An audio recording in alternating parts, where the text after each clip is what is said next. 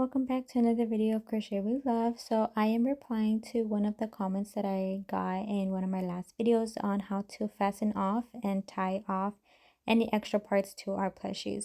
So I did go ahead and start already on going back and forth through this red part of the chicken.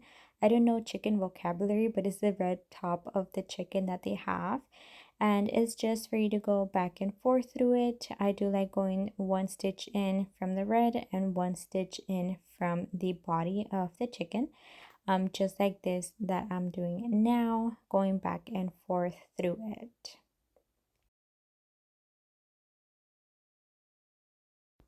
So now that I have everything fastened off, going back and forth, towards the end I do like going back to a body part of the chicken, putting it through. Don't pull it all the way through. Make sure you do have this loop on here. Put the needle through that loop, and that will create a little knot on the top, and then pull it just enough to where you know that it's tight enough, because if you do pull it too hard, this specific yarn, at least for me, it does snap on me, and it just snaps if you do pull it too hard. So we don't want that. And here, since I do have two strings to work with, I do like to create a knot just for extra support.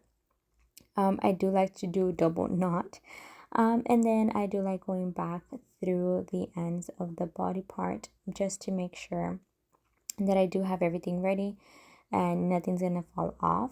Don't cut that extra yarn off. Make sure you do pull it through the same stitch that you have the other string at. Go ahead and tie it off again, and then pull it through another body part of the chicken. Make sure that you do pull it tight enough to where you know that the knot is not visible, and then cut off a little bit of the yarn, having that extra string, just to make sure that you do put everything back in there. And then if it's too hard, I do like going through with my scissors just to push it through. And then I do like to fluff it up a little bit, because it does create a little dent where you pull it through. And there you have it. I do have to attach the other one on there, and I will speed that part up just so that we could see how I tie up the ends of that one as well.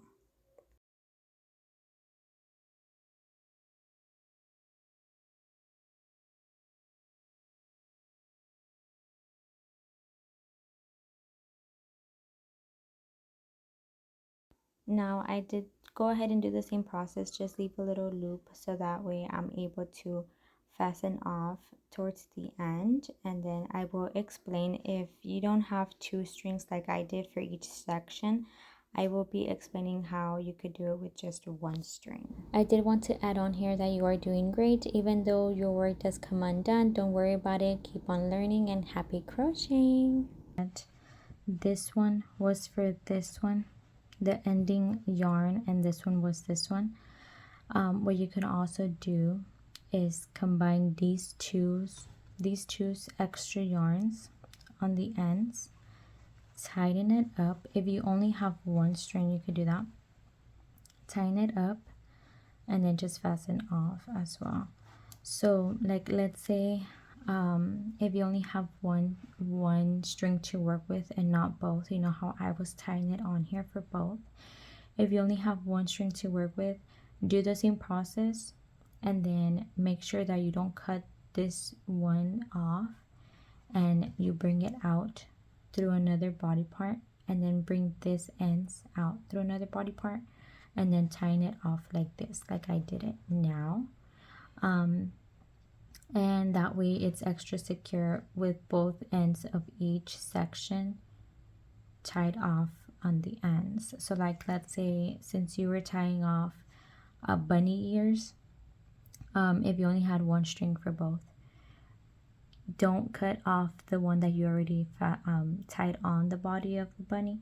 Make sure you have it, or you put it through the ends of another body part like this one, and then for the other ear, do the other end and put it through that same stitch that you went through, and tie it off like I just did now. That's another way that you're able to, have that extra support of tying it off and knowing that, you know, it's not going to come undone just because you do have both ends tied off to each other. And yeah, that's how you do it. And then lastly, you could either cut it off or stick all this back in there just to give a little bit of extra, you know, fluff to your projects. So that's how I did mine, and I hope you learn from it and you do apply it to your projects. And this is a chicken. So thanks for watching and happy crocheting.